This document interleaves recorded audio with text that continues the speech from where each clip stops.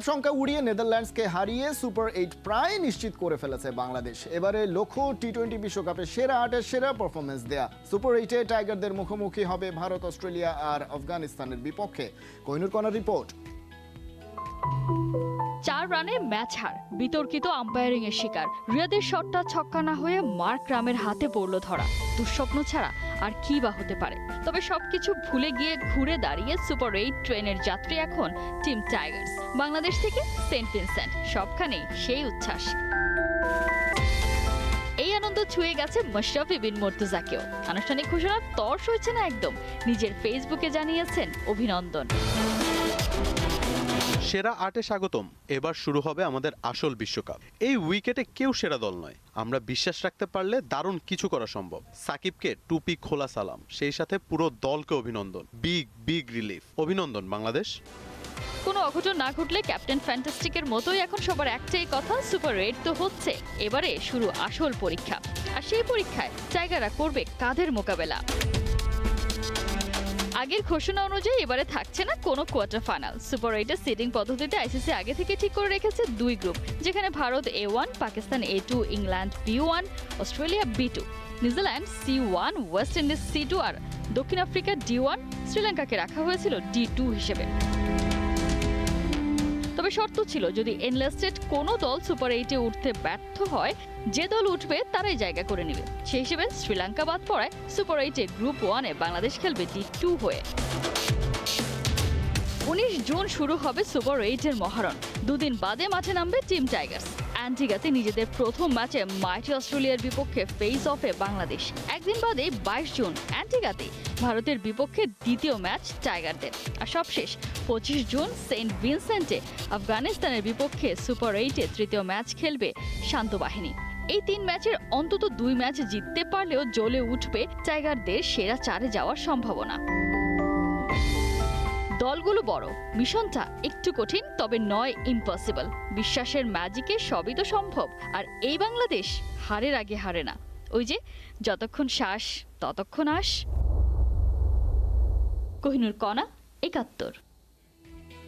যেমনটা বলছিলাম, টি-20 বিশ্বকাপে চলছে সুপার 8-এর শেষ বেলার সমীকরণ। ভারত নামছে কানাডার বিপক্ষে খেলতে। তারা নির্ভার, কারণ পরের পর্বে আগেই নিশ্চিত করে ফেলেছে তারা। তবে নিশ্চিতভাবেই এর ওপরে তাদের উপরে চাপ কমেনি। কাদের উপরে চাপ কমেনি? ইংল্যান্ডের উপরে, কারণ তারা বেশ ভালো একটা পজিশনের জন্য চেষ্টা করছে। বড় রান টার্গেট তাদের করতে হচ্ছে না, কিন্তু কম সময়ে তারা নিজেদেরকে মানিয়ে নিতে চাচ্ছে। নামিবিয়ার বিপক্ষে তাদের যে ম্যাচটা রয়েছে, সেখানেও তাদেরকে একটু ভালো নেট রান রেট নিশ্চিত করতে হবে, শুধুমাত্র জয়ই না। সেই বিষয়গুলো নিয়েই আসলে আলোচনা করতে চাই। শনিবারের ম্যাচ রয়েছে দুটো, ইংল্যান্ডের এবং ভারতের একই দিনে দুটো দল নামছে বাংলাদেশ সময়। সেই বিষয়গুলো নিয়ে একটু পরিসংখ্যানের আলোকে আলোচনা করে নিতে চাই। দর্শক, পরিসংখ্যান সংক্রান্ত আলোচনার আগে সবার আগে যে বিষয়টা সামনে আসবে সেটা হচ্ছে পয়েন্ট টেবিল। গ্রুপ বিতে আসলে কোন পজিশনে রয়েছে ইংল্যান্ড, সেই বিষয়টা যদি আমরা দেখতে চাই, ইংল্যান্ডকে আমরা এই মুহূর্তে 3 নম্বরে দেখছি। আমরা গতকালকেও যখন কথা বলছিলাম, তারা ছিল 4 নম্বরে, অর্থাৎ তাদের হাতে দুটো ম্যাচ ছিল এবং সেখান থেকে তারা টপ 2 নিশ্চিত করে সুপার 8-এ যেতে পারবে কিনা সেটা নিয়ে আলোচনা চলছিল। কিন্তু ওমানের বিপক্ষে তারা যেটা করলো, ওমানের বিপক্ষে তারা 3.1 ওভার, 3 ওভার 1 বলে ম্যাচটা জিতে নিয়ে তারপরে একটু ভালো নেট রান রেট নিশ্চিত করে রেখেছে, যে কারণে অস্ট্রেলিয়া স্কটল্যান্ডের ভেতরে যে ম্যাচটা হবে সেখানে কিন্তু নিঃসন্দেহে স্কটল্যান্ড রয়েছে ব্যাকফুটে। সেই জায়গায় স্কটল্যান্ডকে পেছনে ফেলার ক্ষেত্রে কিন্তু তারা তাদের এই অবস্থানে, অর্থাৎ নেট রান রেটটা আমরা দেখতে পাচ্ছি, তাদের এই মুহূর্তে নেট রান রেট 3.081, সেই নেট রান রেট অনুযায়ী আসলে তারা বেশ ফ্রন্ট ফুটে চলে এসেছে ইংল্যান্ড। এবং যে কারণে অস্ট্রেলিয়া এবং স্কটল্যান্ডে যদি অস্ট্রেলিয়া কোনো কারণে হেরে না যায়, তাহলে কিন্তু ইংল্যান্ডকে আমরা ধরে নিতে পারি যে তারা সুপার 8-এর পথে অনেকটা এগিয়ে গিয়েছে, যদিও তাদের অবস্থানটা ভালো নেই। এখন এই জায়গায় আরেকটা বিষয় রয়েছে, ভারত আসলে কি করতে চায়। ভারত যদি তাদের শেষ ম্যাচটা জিততে চায়, যদিও খুব বেশি যে দরকার সেটা কিন্তু নয়, কিন্তু সেক্ষেত্রে তাদের পরবর্তী ম্যাচগুলোর জন্য প্রস্তুতিটা তো নিতে হবে। সুপার 8-এর লড়াইটা তো সহজ হচ্ছে না। সেই জায়গায় আমরা যদি এক্স ফ্যাক্টর বা আমরা যদি বলি কি রোল কারা প্লে করতে পারেন, সেখানে কিন্তু সূর্যকুমার যাদবের নামটা প্রথমে আসবে।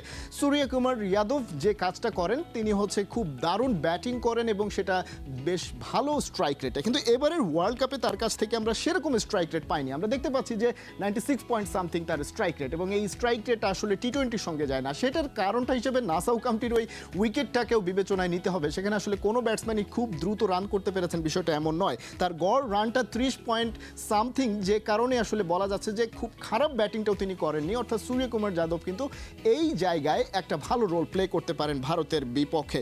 এরপরে যে নামটা বলতে যাই সে হচ্ছে বিরাট কোহলি। তাকে নিয়ে অনেক আলোচনা রয়েছে, দুর্দান্ত পারফর্ম করেছেন আইপিএলে, কিন্তু আইপিএলের পারফর্মাররা বিশ্বকাপে এসে খেই হারাচ্ছেন সেটা তো জানা কথাই। আমরা বিরাট কোহলিকে দেখছি 3 ম্যাচে তিনি মাত্র রান করেছেন 5, এবং আর কোনো পরিসংখ্যান তো দেখার প্রয়োজন নেই, কারণ 3 ম্যাচে যিনি 5 রান করেছেন তার কাছ থেকে নতুন করে কোনো কিছু আসলে বোঝার সুযোগ নেই। কিন্তু এই বিরাট কোহলিতে কামব্যাক করতে জানেন এবং এরকম বড় আসরে তিনি যে একজন পারফর্মার সেটা তো প্রমাণিত, নতুন করে তাকে আর প্রমাণ করতে হবে না। বিরাট কোহলি সেই কাজটা কখন করতে পারবেন বা তার সেই পারফরমেন্সের ধারটা তিনি সুপার 8-এর জন্য জমিয়ে রেখেছেন কিনা সেটাও কিন্তু ভাবার বিষয়। সেই জায়গায় যদি তিনি ফর্মে ফেরেন ভারতের জন্য একটা বড় কি প্লেয়ার হয়ে উঠতে পারবেন তিনি। আমরা ইংল্যান্ডের কথা বলছিলাম, ইংল্যান্ডের যে জায়গাটা আমরা এই মুহূর্তে রয়েছে বলছিলাম, তারা কিন্তু তাদের যে পরের ম্যাচটা রয়েছে একটা বড় স্ট্রং পজিশন হোল্ড করতে হবে তাদেরকে, শুধুমাত্র জিতলেই হবে না। সেই জায়গায় মার্কুট কিন্তু একজন ভালো রোল প্লে করতে পারেন। 3 ম্যাচ থেকে তিনি উইকেট নিয়েছেন 3টি, খুব বেশি উইকেট নেননি। তবে সবচেয়ে গুরুত্বপূর্ণ যে বিষয়টি সেটা হচ্ছে যে 6 পয়েন্ট সামথিং তার ইকোনমি, এই বিষয়টা কিন্তু একটু বড় রোল প্লে করতে পারে, এবং সেটা তিনি যদি উইকেটের সংখ্যা আর একটু বাড়াতে পারেন তাহলে কিন্তু ইংল্যান্ডের যে লক্ষ্য অর্থাৎ ব্যবধানটা বড় করা, দ্রুত জয় তুলে নেওয়া, সেই বিষয়টা ইংল্যান্ডের প্রয়োজন। সেখানে মার্কুট একটা ভালো রোল প্লে করতে পারেন। এরপরে আমরা দেখতে চাই ইংল্যান্ডের আসলে এই মুহূর্তে কারা মূল পজিশনে রয়েছেন। ইংল্যান্ডের এই মুহূর্তে কোন পজিশনে আসলে কাদের উপরে, কোন ব্যাটারের ওপরে আসলে ভরসাটা বেশি করতে হবে সেই বিষয়টা যদি আমরা দেখতে চাই, সেক্ষেত্রে আমরা দেখতে পাচ্ছি যে প্রথমে আমরা দেখতে পাচ্ছি যে জস বাটলার সবচেয়ে বেশি রান করেছেন ইংল্যান্ডের, এবং সেখানে মাত্র 42 তার সর্বোচ্চ রান, এবং সেই সর্বোচ্চ রানটা আসলে খুব যে বেশি ভালো নয় সেটা আমরা বুঝতে পারছি। এবং তার গড় আমরা দেখতে পাচ্ছি 66 পয়েন্ট সামথিং, বেশ ভালো গড়। কিন্তু শুধুমাত্র জস বাটলারের ব্যাটিংটা দিয়েই তো আসলে হবে না, সেটা কিন্তু আমরা দেখতে পাচ্ছি যে পরবর্তীতে যাদের গড় রান রয়েছে, আমরা ফিল সল্টের কথা বলি 24.50, খুবই নিম্নমানের বলতে হবে যদি জস বাটলার সঙ্গে আমরা তুলনামূলক আলোচনায় যাই। আমরা দেখতে পাচ্ছি যে 25 গড়ে রান তুলেছেন মঈন আলী, তার কাছ থেকে আরেকটু বেশি হয়তোবা আশা করার ছিল, কারণ খুব ভালো যে ইংল্যান্ড ব্যাট হাতে করতে পেরেছে সেই বিষয়টাও নেই। এই যে অবস্থান বর্তমানে ইংল্যান্ডের যে ব্যাটিং অর্ডারে আমরা যে পরিসংখ্যানটা দেখতে পাচ্ছি, সেখান থেকে কিন্তু আমরা মোটামুটি নিশ্চিত হতে পারি যে শুধুমাত্র জস বাটলারই মোটামুটি ধারাবাহিকভাবে রান করেছেন।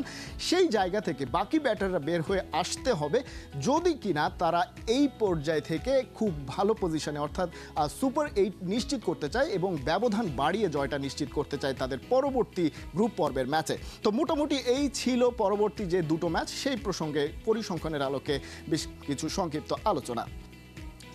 দর্শক, দেখে নিচ্ছিলাম ভারতের অবস্থান কোথায়, তারা আসলে কোন ধরনের পরিকল্পনা করছে, এবং পরবর্তীতে ইংল্যান্ডের কারা কী রোল প্লে করবেন, তারা যে জায়গাটায় আসলে রয়েছেন সেই জায়গায় কারা আসলে সবচাইতে ভালো পজিশনে নিয়ে যেতে পারে ইংল্যান্ডকে, সে বিষয় নিয়ে আমরা দেখে নিচ্ছিলাম। তবে পরিসংখ্যানটা আসলে সব কিছু দেখায় না। এই জায়গায় কিন্তু এই জায়গাটায় আসলে আমরা এক্স ফ্যাক্টরের আলোচনাটা করে থাকি, অর্থাৎ পরিসংখ্যানের বাইরে গিয়েও কারা আসলে ভালো রোল প্লে করতে পারেন। আমরা প্রথমেই একটু দেখে নিতে চাই, আমাদের সামনে প্রথমে রয়েছে ভারতের স্পেসার আর্শদীপ সিং।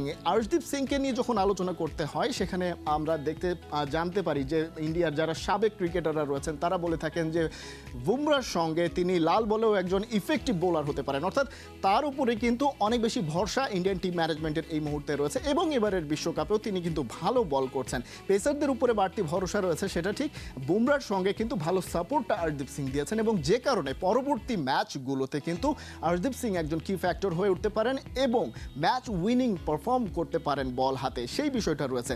কিন্তু ইংল্যান্ডের এক্স ফ্যাক্টর আসলে কে? উইল জ্যাক্সের কথা যদি বলি, উইল জ্যাক্স আমরা জানি যে টি-20 ক্রিকেটে একটা বেশ বড় নাম, কিন্তু আমরা এই ব্যাটারের টি-20 পরিসংখ্যান যদি দেখি সেখানে খুব একটা হেলদি মনে হবে না, এবং এবারের বিশ্বকাপেও কিন্তু তিনি খুব একটা যে ভালো করেছেন সেটা বলা যায় না। এবং যেটা বিরাট কোহলির ক্ষেত্রেও বলছিলাম সেটাও বলছি যে কি প্লেয়ার হিসেবে কি ম্যাচে তিনি তার পারফরমেন্সটা জমিয়ে রেখেছেন কিনা, উইল জ্যাকসও কি প্লেয়ার হিসেবে তার পারফরমেন্সটা একজন এক্স ফ্যাক্টর হিসেবে তিনি জমিয়ে রেখেছেন কিনা, সেটা কিন্তু এই মুহূর্তে সবচাইতে বেশি গুরুত্বপূর্ণ। তো এই ছিল এক্স ফ্যাক্টরের মোটামুটি আলোচনা। দর্শক, দেখে নিয়েছিলাম এবারের বিশ্বকাপে কোন অবস্থানে আছে জায়ান্টরা এবং কোন পজিশন থেকে আসলে কে কোন রোল প্লে করতে পারে, কারা হয়ে উঠতে পারে এক্স ফ্যাক্টর। কিন্তু বাংলাদেশের এক্স ফ্যাক্টর আসলে কে, সেই প্রসঙ্গও আসবে এবং একই সঙ্গে এই বিষয়গুলো একই সঙ্গে একটু গুরুত্বপূর্ণ হয়ে ওঠে এবং বাংলাদেশের আলোচনাটাই আসলে সেটা বোঝার চেষ্টা করব যে বাংলাদেশ ঠিক কোন পজিশনে এই মুহূর্তে রয়েছে, কোন প্লেয়াররা কোন এক্স ফ্যাক্টরগুলো আসলে বাংলাদেশের কে সামনে এগিয়ে নিতে পারে।